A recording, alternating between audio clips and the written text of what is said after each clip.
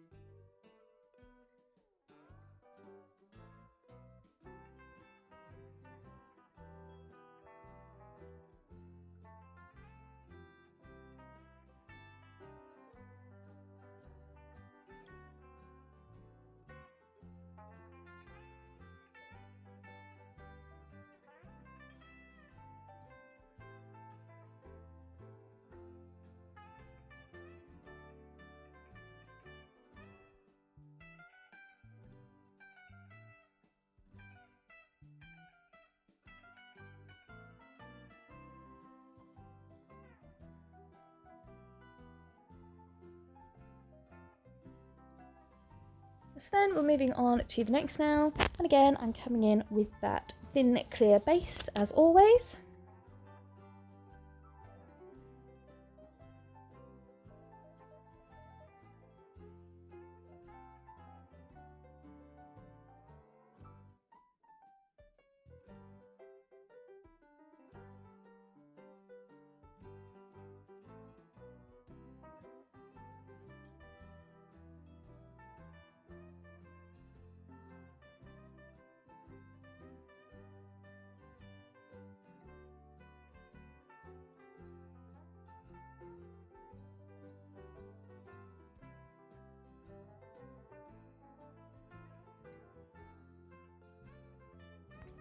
And then I'm going to come in with Tidal Teal. Oh my god, again, gorgeous. I just love this colour so much.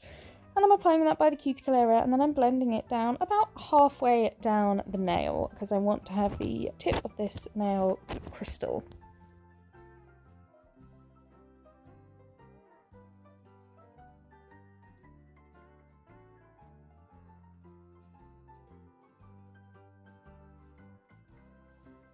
And then I'm going to come in with a small bead of clear acrylic, dabbed it into that raw glitter, and then I'm just applying that on the nail, so at the cuticle area, and I'm just going to blend down over the top of that acrylic, and I'm going to pull some of that glitter to the very very tip of the nail, but I want to have that kind of crystal clear water kind of finish.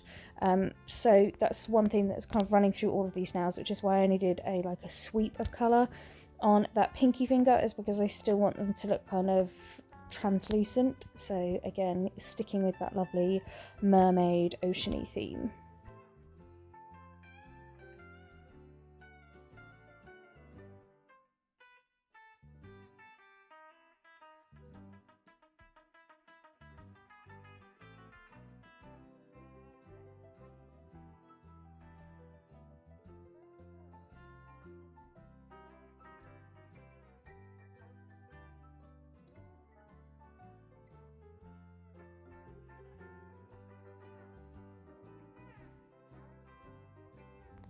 And then for some reason, I think I paused my filming and then I forgot to press record again when I was capping it. So you know the drill by now anyway. So I've capped that entire nail in clear acrylic. And then I'm coming on to the middle finger. And I'm going to, again, apply that thin clear base. And then I'm going to do a crisp smile line. Now, I can't do smile lines on my practice hand. And I'm not a massive fan of smile lines anyway, but I can do them on people fine and they look great. And I'll have to get an actual human person model to do an extreme set on soon. Because, no, I don't think I can do that. I can't wear all that. Now, this isn't me being a whiny cack bag. It isn't at all. I 100% appreciate and understand why we have to wear the PPE we do. I don't have a problem with it, but I'm finding it really difficult to be creative while wearing all of it. So the idea of actually doing an extreme set of nails while wearing face mask, visor and all that lot, no, it's just going to be Miss Elsa. I'm just going to have to get better. I just really struggle because where my camera is slightly off center. Otherwise I keep hitting it with my brush. So I'm slightly off center when working on my practice hand, and it's always slightly kind of like bent one way. And I think that is why I can never get, and it looks straight. It looks great.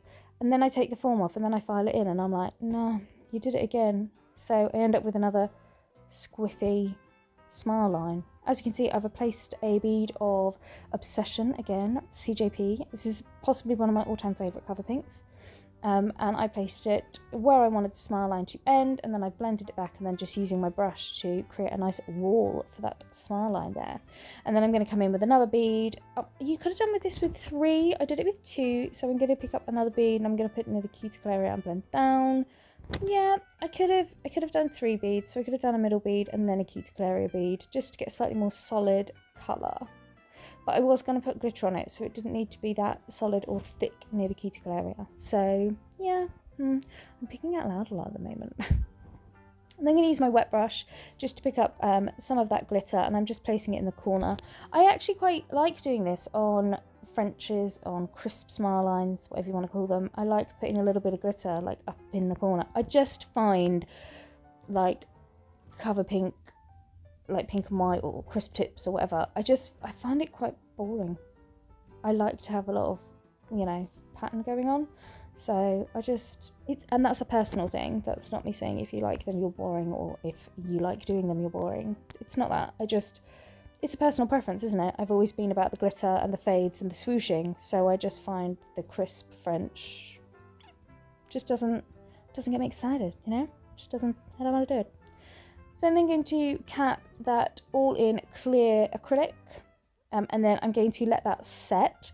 Now normally if I was working on a client, I would then move on to the next finger and start working away on that, blah blah blah, but because I'm on a practice hand, and I like the fact that I don't need to rush with my practice hand, and I do one nail at a time, I waited for that to set and then filed in rather than going on to the next nail. I also find it so much easier to work on one finger, one nail at a time on the practice hand, because then it's easier to keep the form in place and you're not nudging and knocking things or anything like that.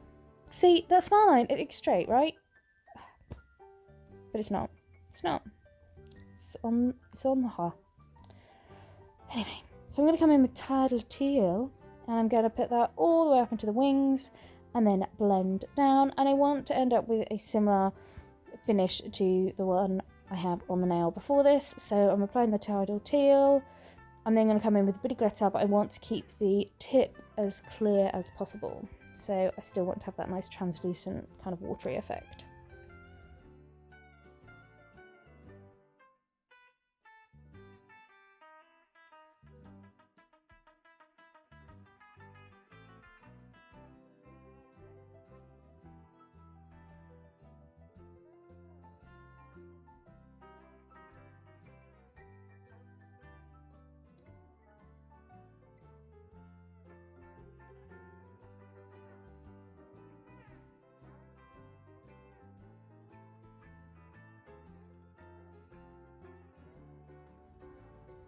So I'm just placing that glitter from one wing across and down, and then I'm going to use my tweezers to pick up some of these rose gold beauties. So these are from a little rose gold set I got from Hazel Dixon. So in her like little nail art section, there's loads of different random shapes in there, and yeah, I just randomly thought, they're in the same drawer as the snakeskin. So I saw them as I was getting the snakeskin out, and I was like, ooh, I could do something with that. So I'm going to embed some of these in, and then I'm going to use some for decoration on top of the nail too. Now these are, okay, if you've ever done steampunk nails, if you've ever embedded things like this, a massive word of warning for removing them in a minute. So what I'm going to do is, to help them set into place, I'm just going to go over them with some quite wet acrylic. The reason I use wet acrylic is because I really want it to get in all the little nooks and crannies, and I don't want there to be any air bubbles and stuff. So I'm just going to pop that over before capping the tip properly. Back to my word of warning. So if you are doing like salon length nails, they'll obviously be much shorter nails, more manageable, and if you use any kind of like metal pieces like this, if you then, when you come to remove them and efile them, oh my god, I was removing a steampunk set once, and I'm going, you know, filing off with my efile, and I honestly thought something had stung me, like on my collarbone. No, what had happened is, as I was filing off the layers of acrylic, obviously we got down to like the little metal cogs, and the efile caught one of the metal cogs, flew it out of the nail, so it came out of the nail at quite impressive force. Embedded in my neck was this red hot piece of metal, so obviously the friction from the efile had heated it up, and then it'd come flying out of the nail and it slammed into my neck, and honestly I thought I'd been stung. It was horrible. So yeah, so if you ever do any embedding with like metal pieces like this, just be really careful if you're e-filing it off after, to be very aware that you might, you know, severely burn yourself and damage yourself. I had a little mark there for weeks. It was, you know, first world problems and all, but it was quite painful. So I'm then just going to cap this entire nail. I'm going to stop talking for a bit too, because I feel like I've been talking for like 15 minutes straight. So I'm just going to stop, and you can just listen to the music for a bit, and I'll come back in a minute.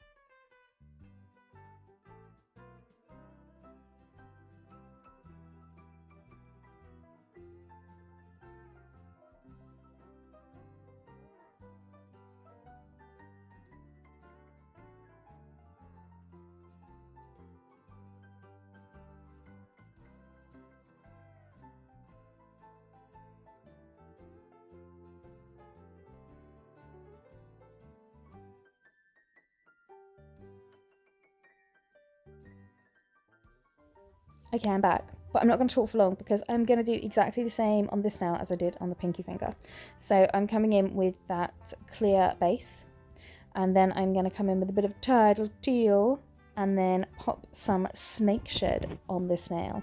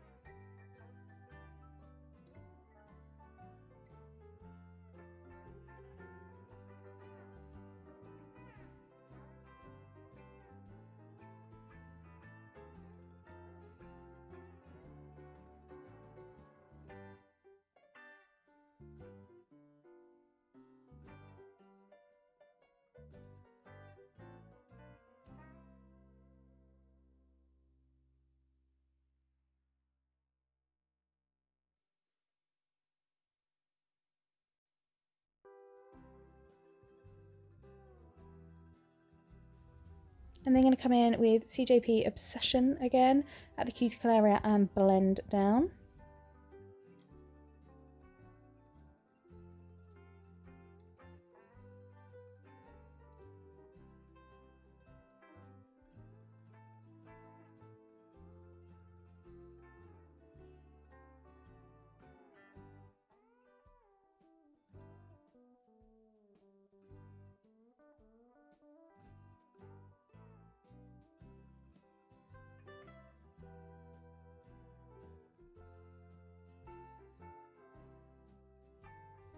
And then I'm going to apply some of that Gothic Mermaid glitter. Now, it got really quite, like, I didn't do the glitter the same on this now as I did on the little finger. I got really quite obsessive at the idea of it being, like, no little bits of black on the cover pink. As you can see, like, every little bit must be gone. It must be a perfect little swooshel swirl. I don't know why, I just felt like it. I was just, you know, just going with it. So yeah, I got a bit obsessed with that, and then I'm just going to kind of swoosh it down the nail a bit. And then when I'm happy with that, I'm going to cap it all in clear acrylic. So just while I'm doing that, I'm going to take this opportunity. First of all, I've reached like over 41,000 subscribers. So first of all, thank you so much. That kind of happened without me even realising. And then I'm just going to ask anyone watching the video if you could like, comment, subscribe, you know, it's the usual thing. And I hate to even do this, but I am trying to really push my YouTube channel. And if I know people are out there and they're wanting to watch and they're interacting and getting involved, then it just helps me stay focused to make sure I'm getting out regular content for you all. So yeah, that's all really. And if you like this video, don't forget to give it a little share, so that your friends and other naily people can have a look too.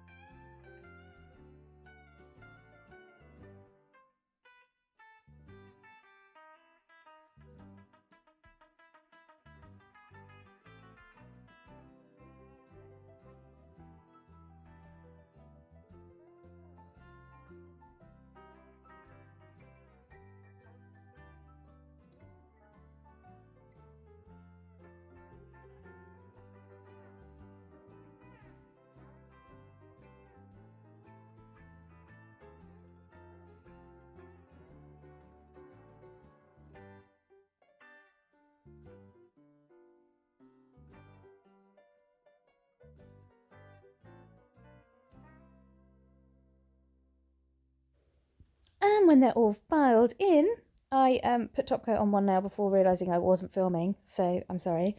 So I'm now going to top coat the nails. So I'm going to top coat all but the pinky finger one, not pinky finger, the crisp tip one.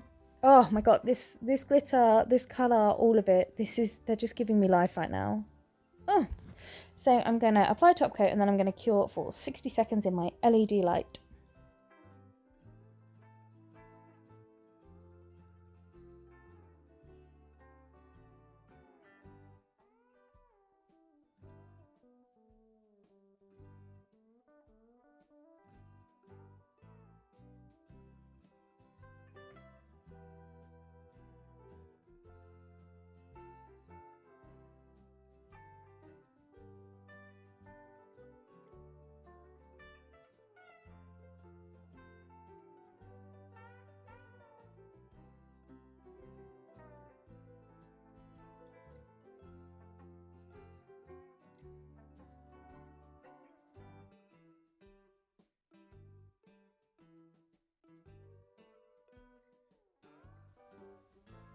Okay, so when they're all cure, I'm just going to come in with some more of those rose gold shapes from Hazel Dixon. And in between them, I'm going to use Swarovski Crystals, and these are in Blue Zircon Shimmer, and these are in various sizes. They're all round flatbacks. And I'm just going to dot them in between all of the gold pieces, a little bit down the nail. Obviously I can't hide the fact that the smile line is a bit on the wonk, but this can disguise it a little bit. Just really annoyed at myself that I can't do a straight friggin' smile line on a practice hand. I'd say I'd practice more, but I get no pleasure from it, so I won't. I'm going to be honest with you. I've got to be honest, haven't I?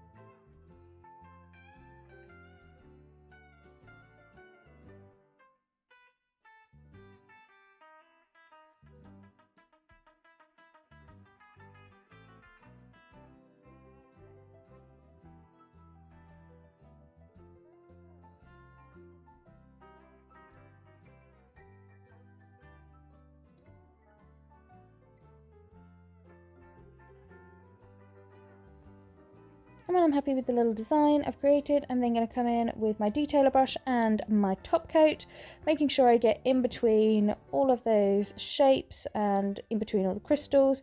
I'm going to pop a little bit in the middle of this rose gold star as well. You just want to make sure that you make sure there's nothing that would catch or become snaggy. And then once I've applied top coat, I will cure that in my LED light for 60 seconds.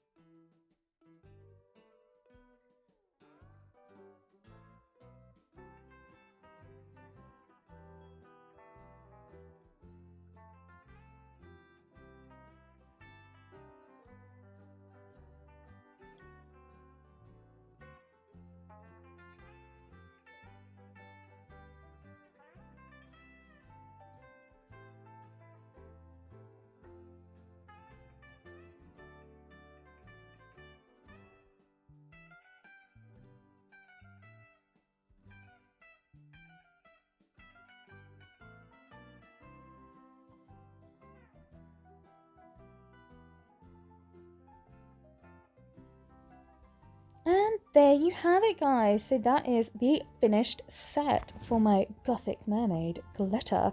So I hope you've enjoyed this video. I think this was possibly my favourite set I've done so far, even though the black unicorn horn, that takes a lot to beat, doesn't it? Anyway, I hope you've enjoyed this set. I hope you're enjoying these videos. This, as I said, was the Gothic Mermaid glitter, and that will be available on the Miss Lucy's boutique when it opens on the 4th of September.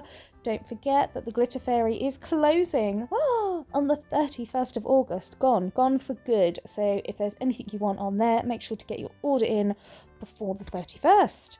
Thanks for tuning in, and I hope to see you all again soon. Bye!